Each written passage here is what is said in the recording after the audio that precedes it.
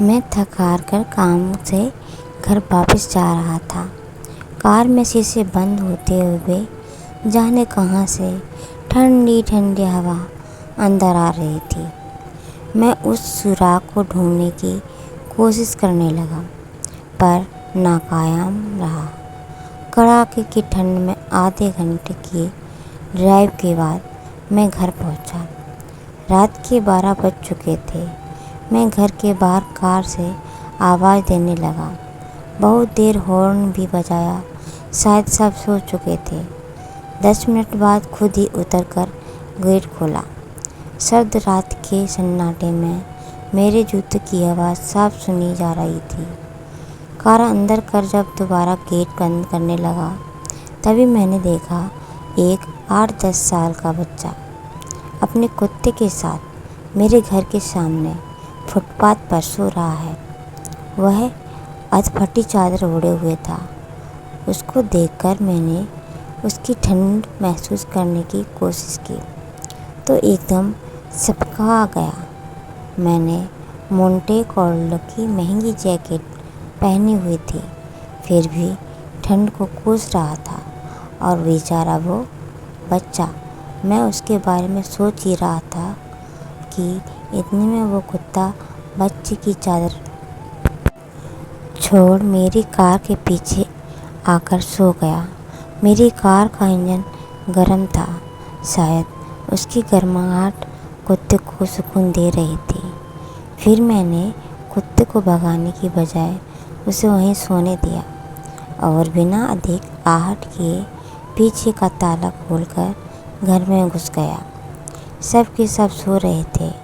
मैं चुपचाप अपने कमरे में चला गया। जैसे ही मैंने सोने के लिए रजाई उठाई, उस लड़के का ख्याल मन में आया। सोचा, मैं कितना स्वार्थी हूँ। मेरे पास विकल्प के तौर पर कंबल, चादर, रजाई सब थे, पर उस बच्चे के पास एक अधफटी चादर भर भी थी। फिर भी वो बच्चा उस अधफटी चादर को भी कुत्ते के साथ बांट कर सो रहा था और मुझे घर में फालतू पड़े कंबल और चादर भी किसी को देना गवारा नहीं था।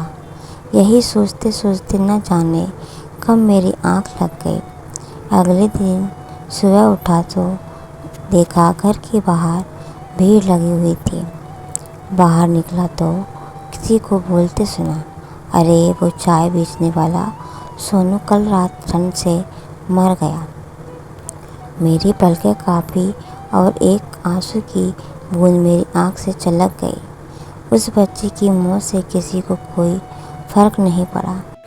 बस वो कुत्ता अपने नन्हे दोस्त के बगल में गुमसुम बैठा था, मानो उसे उठाने की कोशिश कर रहा हो।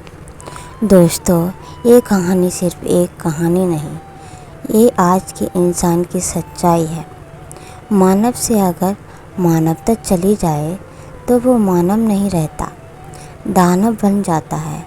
और शायद हमसे ज़्यादातर लोग दानव बन चुके हैं। हम अपने लिए पैदा होते हैं, अपने लिए जीते हैं और अपने लिए ही मर जाते हैं। ये भी कोई जीना हुआ? चलिए एक बार फिर से मानव बनने का प्रयास करते हैं। चलिए अपने घरों में बेकार कपड़े ज़रूरतमंद के देते हैं। चलिए कुछ गरीब को खाना खिलाते हैं। चलिए किसी गरीब के बच्चे को पढ़ाने का संकल्प लेते हैं। चलिए एक बार फिर से मानव बनते हैं। Thank you for watching and bye bye and take care.